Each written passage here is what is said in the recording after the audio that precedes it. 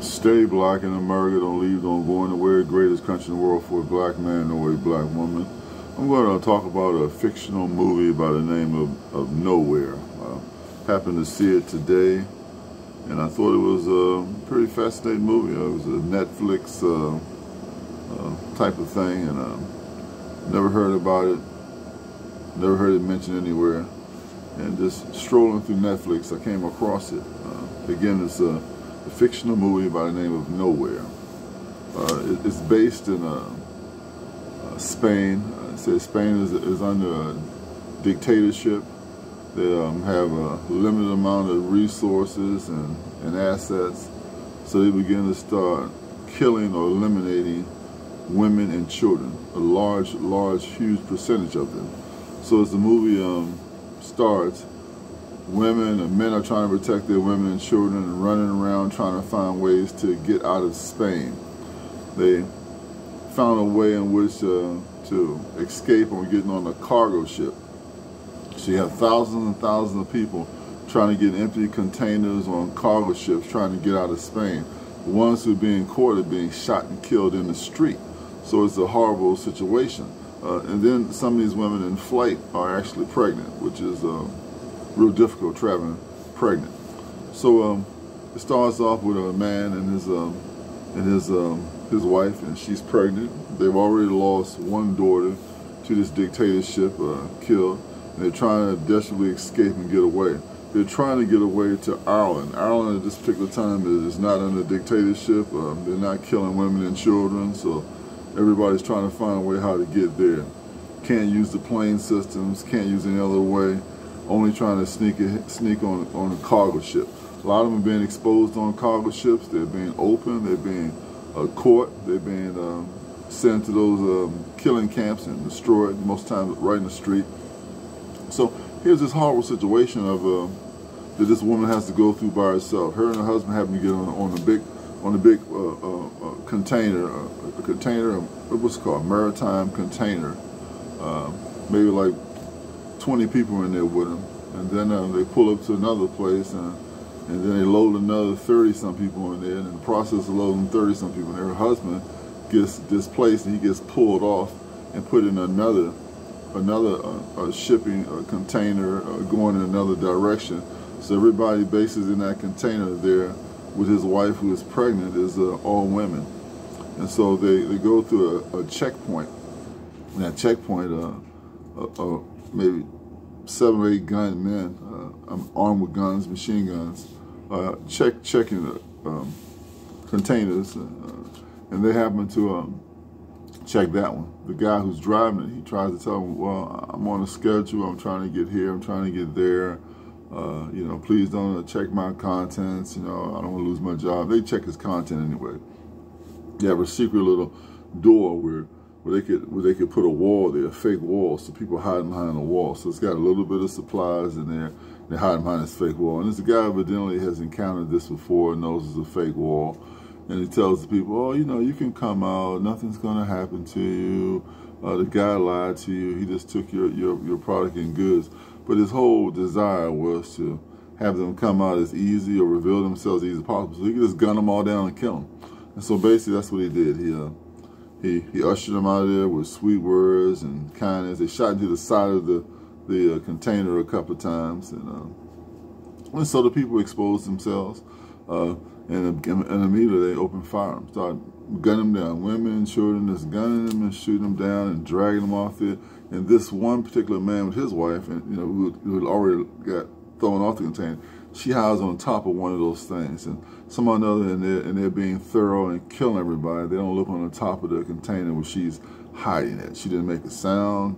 She saw all the death. They pulled him out of there. They let the guy continue to go his way with whatever he had in there, and then she's ended up being placed on a big shipping line, a big cargo ship by herself, pregnant, top of the thing hiding. So she comes down, and as she's going, as it's going, being shipped to, you know, I guess it's going to Ireland, somewhere close to Ireland,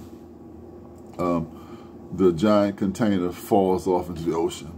And not just hers, but several containers fall off in the ocean, because you know those things carry, it seemed like 1,000 containers.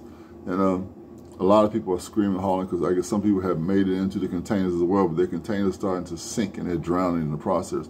Her container has holes in it as well from being shot, so it's sinking at a slower rate, but she's by herself, so there's less weight on there. So she's struggling and carrying on, man, trying to plug the holes in, trying to find in the containers anything that can help her and save her life. She's constantly working, constantly at it, constantly trying to find a way to survive her babies. All of a sudden her water breaks and she has a baby while she's in that container. And so she's trying to plug up the holes because the container is seeking, and then she has a baby that she has to breastfeed, and she's finding little foods and stuff in containers that shipping and eating, and she tried to find a way. She tries to cut a hole through the ceiling. She eventually cuts a hole through the ceiling from tools that she finds inside there. She's using all her resources to survive. All her resources to survive. Getting cut, she had to sew herself back together, go through pain, no anesthetic. Baby's born, crying, she's taking care of it. She finds a way, she finally drills a hole through the top of the thing, and she finds a knife and cuts some because the drill breaks. I mean, it's just a dramatic, horrible thing that she goes through. I think God is fictional. And then she finally breaks the hole through the top. She gets out there and try to do some fishing because she's starving. Her and her baby starving, so she got to produce milk to feed the baby. She was able to find the fish. She's eating it raw, and before that, she ate her afterbirth. I mean, just a whole bunch of stuff that you hadn't seen for a little movie done was done, and so she finally gets out of that thing. The container finally sinks. She makes a little makeshift thing out of the wood and stuff that was inside the container, and the baby and her floating there. She loses track of the baby because she goes back inside the container while it's sinking, trying to get something. She gets caught. She has to cut herself out. She barely makes it alive.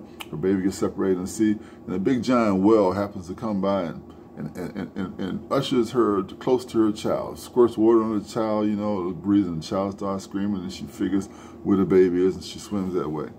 There has been reported cases that whales have saved divers, like filming and stuff, from tiger sharks and all the type of things, and they're not aware they're there, but the big whale is, so the whale shields them with its body, and so it's kind of possible that could happen in real life.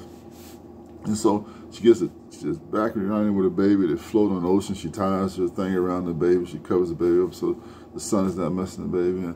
And she just keeps saying she's sorry, and she's endured, and she went through all these kind of things. And so she looks like she succumbs. I mean, a family is out in their boat fishing. I guess an Irish family is fishing in the water. They see something off to the way, so they turn the boat around, they squirt it, they get the little baby out, and the big strings are tied to the baby.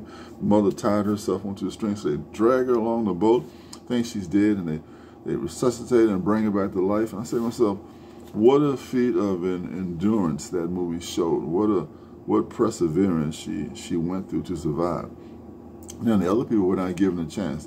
They might have had a similar ability to survive and go through these things she went through, but never had a chance. Gunned down, immediately killed, dragged off the container, disposed of their bodies. I mean, just a horrible thing to think that resources could be that limited that people would resort in, just killing women and children.